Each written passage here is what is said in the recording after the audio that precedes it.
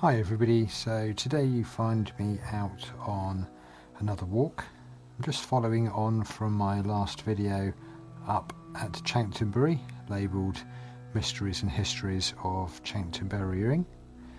Again, having to do the audio for this separately because the high street of Steyning was, as you can probably see just passing by, just full of cars, so there's quite a significant amount of background noise.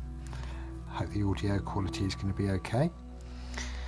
So I'm just walking up the main high street and I'm going to turn down Church Street heading towards St Cuthman Church, also called St Andrews.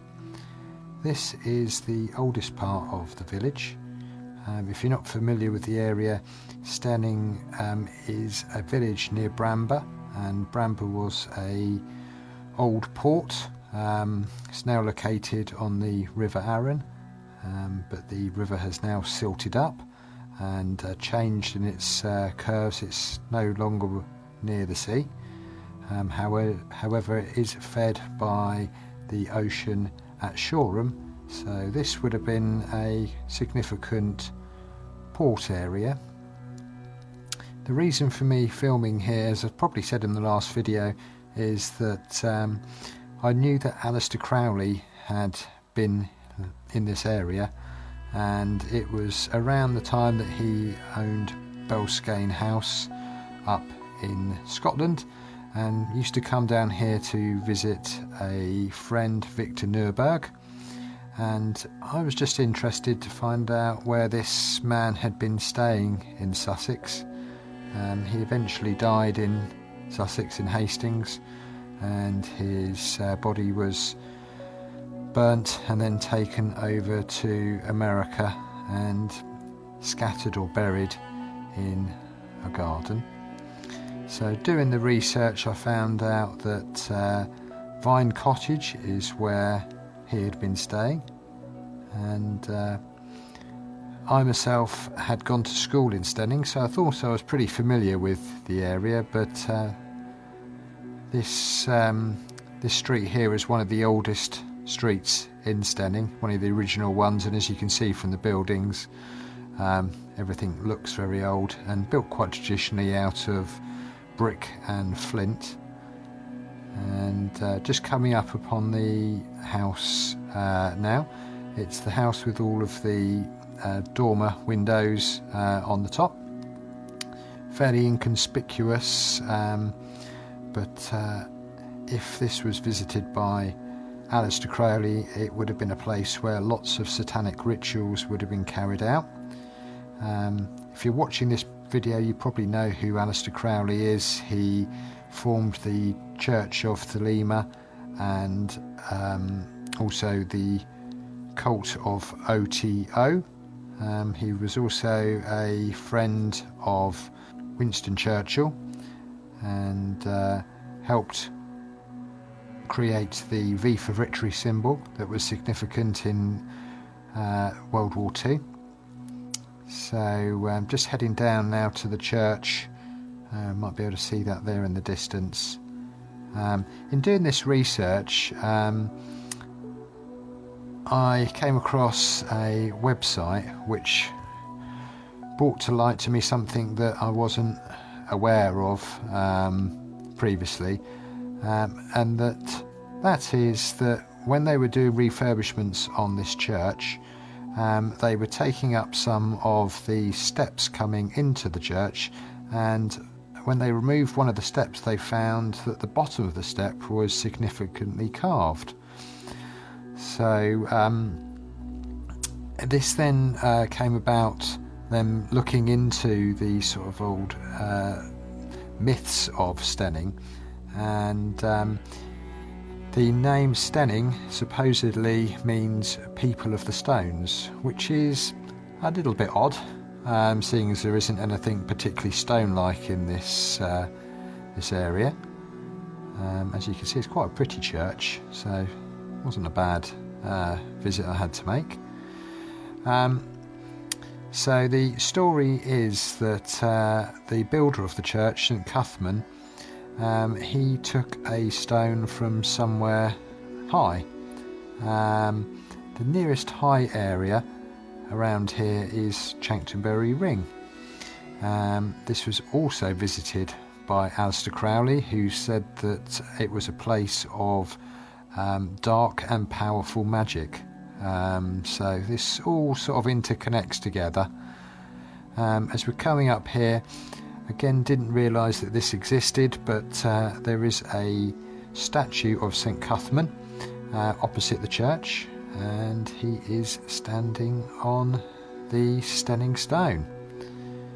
So interesting carving there, obviously pagan of some description or earlier than that, but interesting theory is that the end of the stone, which I'm going to point to in a minute, looks like an Egyptian, there it is, looks like an Egyptian ankh.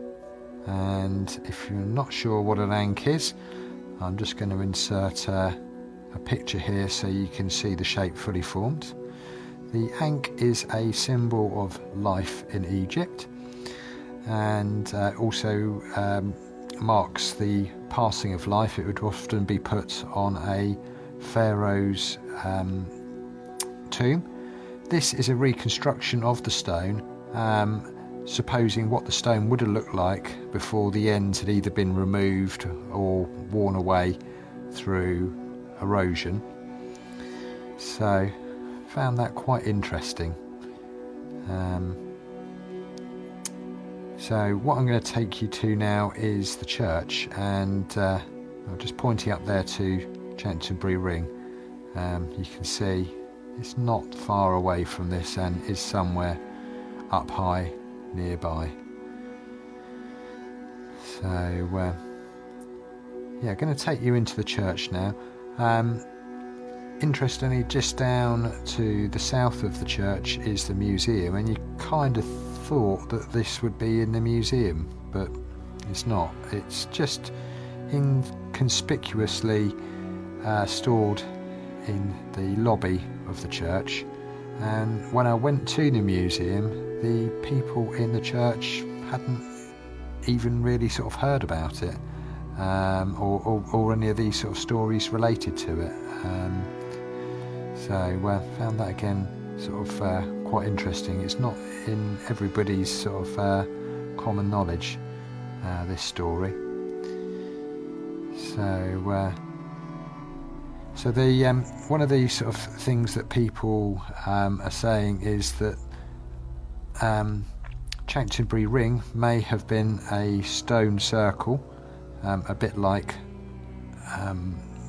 Stonehenge, and possibly even more important than Stonehenge, because having these carved stones located up there would have been significant.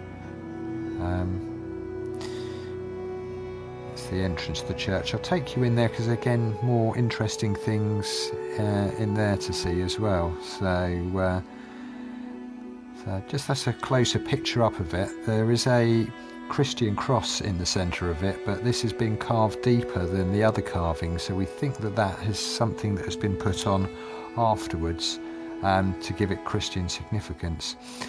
This side view just shows that the top part of the stone is more eroded than the bottom part, so we think it may have been standing up and the top part eroded away by weather.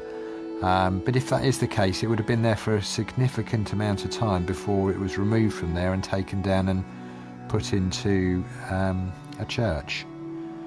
So going to head into the church here, and I think I've probably been in here once before when I was at school, but didn't think too much of it. And obviously symbology is something that has passed me by the most of my life. Some of you at this point might be wondering why there would be an Egyptian symbol found in Steyning, but it's not uncommon for the Egyptians to come to Britain. In fact, Scotland is supposedly named after Queen Scotia, who was the daughter of a Egyptian emperor or pharaoh, that's it, is the word I was looking for, is daughter of an Egyptian pharaoh. So thought I'd insert this because this is another Egyptian symbology. It's the eagle of Saladan, which basically is a national symbol and coat of arms for Egypt. So found it interesting that that symbol would be there in a church. So yeah, well, that's interesting. Anyway, I'm going to finish up the video here.